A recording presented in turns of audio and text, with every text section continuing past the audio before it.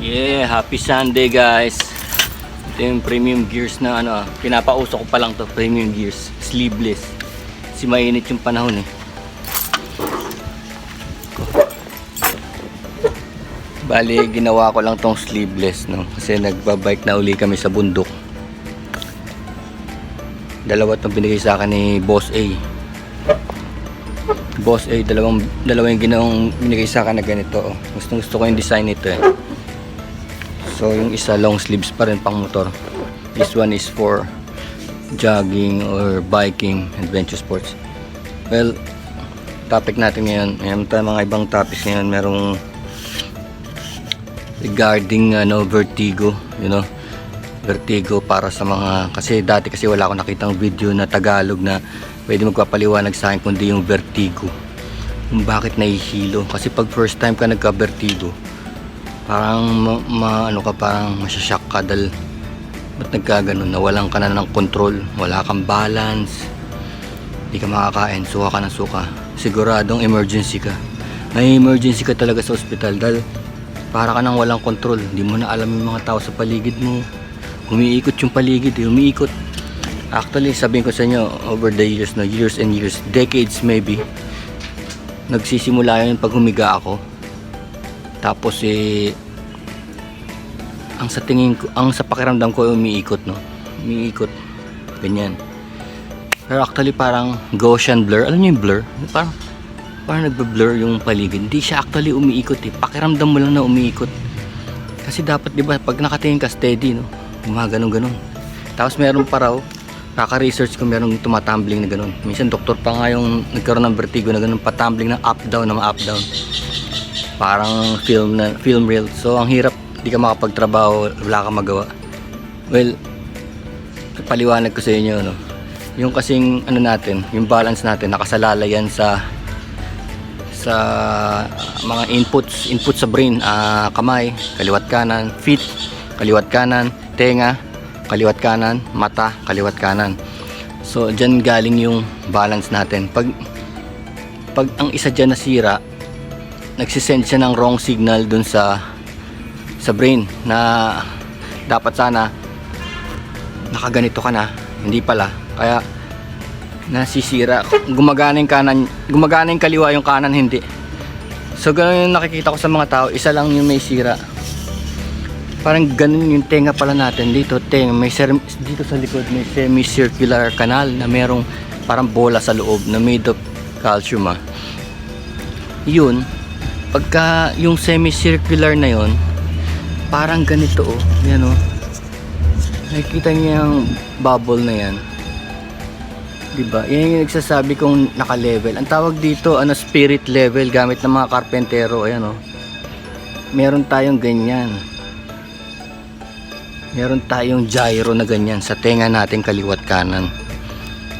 Pag yun nabarahan, usually pag mahilig ka sa maalat, patis, asin, french fries, yung mga fast food, yung mga maalat talaga, yung maraming alam mo yun, yung betchin, maraming betchin, nagbi-build up ng ng mga parang calcium deposit dun sa kanal. Ngayon yung bola hindi na siya tumatama, hindi na siya makaandar, na-stuck siya sa ganyan. Bis na gusto niyang isend yung signal na level, na-stuck siya na ganyan, doon ka iikot. Ngayon ang ginagawa doon, unang-una daw sa lahat, yung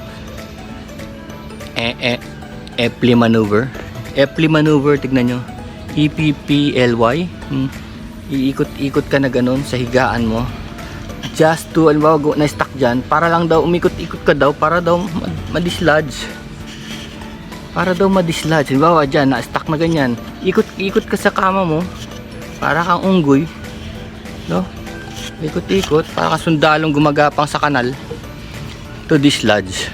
Pero syempre, kung meron talaga nakabara na, kung meron na nakabarang calcium deposits dun sa bola, babara yun. Kaya kailangan talaga magbawas ka ng asin, magbawas ka ng cheese daw, yung iba daw chocolate, yung iba mga patis, ganun, maalat. So that's the first. Ang pangalawa dyan, yung pinaka remedy, yung out of the counter, yung pwede mong bilhin ng walang doctor's prescription is the SERC. S-E-R-C, SERC. Yun yung parang industry standard, no, sa mga vertigo na over the counter ang gamot. SERC. Kaya lang American brand yun, which is 78 pesos ngayon. 78. Minsan 3 times a day, no? Kasi up to 42 milligrams pwede kang mag-take nun in a day, in a span of 8 hours, no? Usually binibigay yun by 16 milligram. So 16 in the morning, 16 in the afternoon, 16 in the evening, gano'n. So maximum yun is 42. Kasi kaya nire-rate yun na gano'n, hindi naman siya highly addictive, kaya lang may stomach discomfort yung SERC. Ang scientific name nun, or yung scientific name ba tawag doon, o yung scientific name nung gamot na yon is beta-histine hydrochloride. Beta-histine. So sinabi ko sa inyo, it's SERC. Merong TGP version nun. May TGP. Eto. Ayan o. Beta-histine hydrochloride. Betavert. Ang pangalan niya Betavert. Galing sa the generics pharmacy. This is only 14 pesos. So pwede na, 'di ba? Kaysa 78, 14. Which gumagana naman. Gumagana naman. Pero syempre, iba pa rin yung branded. Kasi yung dati nung nag-take ako ng branded, talagang nagulat ako eh. Immediately, talagang pagkatapos ng 24 hours, andyan na. Parang wala na akong sakit, ganun. Pero sabi ng doktor, take mo daw na up to 15 days, ganun, 15 to 30 days para tuloy-tuloy na daw na hindi na bumalik agad-agad. Kasi alam niyo yung ginagawa nito, papatayin niya yung yung nerve feelings dito. Alam mo yun, di ba, pain reliever, papatayin niya yung pain, kung saan yung mga muscle pain mo, aatake siya ron. Mga nerves para hindi mag-send na signal na masakit yung katawan mo, ganun. Makapagtrabaho ka pa. Ito rin ganun din, papatayin niya yung sa nerves, no? Tapos ano niya yung flow, yung pipilitin niya mag-flow yung dugo sa ears mo para ma-enhance niya yung paglalagay ng tubig doon, tsaka yung sensory niya sa ears mo.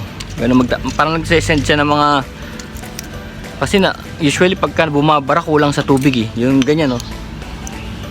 Yung spirit level, di ba, lumulutang sa tubig. Ganun din yun, yung bola lumulutang sa tubig. Ngayon pagka konti na lang yung tubig, bumabara. Alam, kaya tingnan nyo, maraming mayroong vertigo pag tag-init. Dehydration. So yung sa akin, bumalik siya nung nag-bike kami ng uphill. Although gabi na yun, mainit yung kalye, nakaubos ako ng ang lapit-lapit nung binike namin, parang 15 kilometers lang pataas. Nakaubos ako ng 2 liters. So doon pa lang nagtaka na ako kung bakit ang lakas kong uminom ng tubig sa napaka-ikling akyatan, no? So yun, kinagabihan nakaramdam na ako. Talagang pag wala ka nito sa bahay, kailangan mo mag-utos, hindi ka makakalabas ng bahay. Gagapang ka talaga, para kang makaganon. Ano yung ganun? Yung pinaka-vertical mo pa ganun, pa-diagonal. So hindi maganda, kaya kailangan may mautusan ka o may baon ka sa bahay na beta-histine hydrochloride, Betavert, or ito pa yung companion niya eh. This is for dizziness and nausea, para hindi ka magsuka.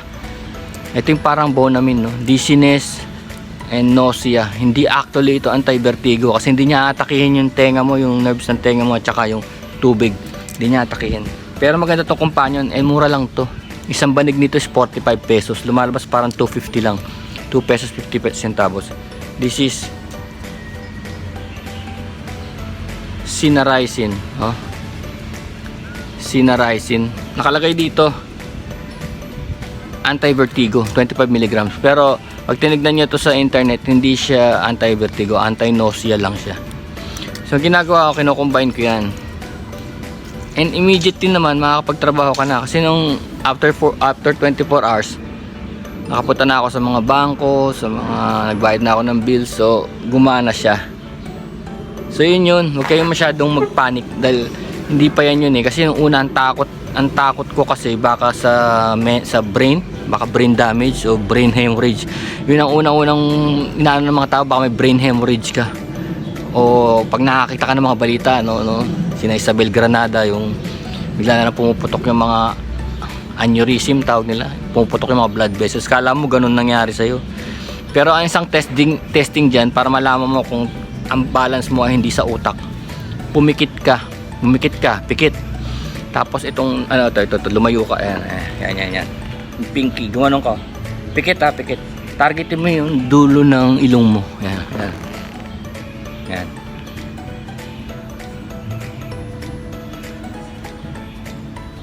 No cheating ha. Pag nakita niya na target niya yung ilong niyo, okay yung brain niyo. Isa pang testing dyan, ito.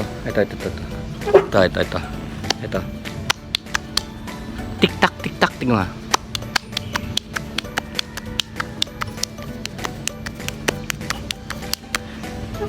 If you're missing a beat, pagka nakaka-miss ka ng beat, maaaring meron kang i-damage yung utak mo. Yan. Hindi dapat ganun. Dapat ganun. Ibig sabihin yung clock mo tama. Yung clock ng katawan mo tama. Yan. Tapos yung isa naman, yung parang alam mo yun, yung kagaya ng paglasing ka. Yung paglasing ka, 'di ba? Yun ang ginagawa. Yun yung final, yung talagang ano, ganito. Yung pinapa-testing sa inyo paglasing kayo ng pulis. Ganyan, oh.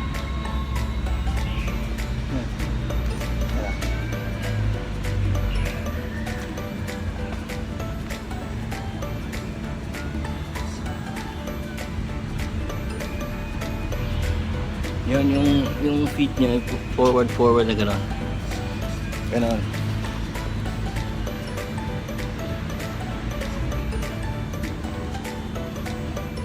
Or ganito, yung ganito.